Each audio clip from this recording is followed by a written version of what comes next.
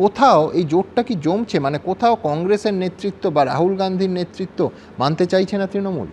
বড়বাক যিনি আছেন তার মাতব্বরি মানবো সেটা নয়, প্রশ্ন হচ্ছে আমিও স্বাধীনভাবে থাকবো, ইনফ্লুয়েন্স থাকতে পারে কিন্তু অথরিটি থাকবে না। কালকে অভিষেক বন্দ্যোপাধ্যায় যে দলগুলোর সঙ্গে বৈঠক করলেন তার সঙ্গে তৃণমূল মেলালে সংখ্যাটা হয় বিরাট, বিপুল, 78, কংগ্রেস 99, এই দলগুলো 78।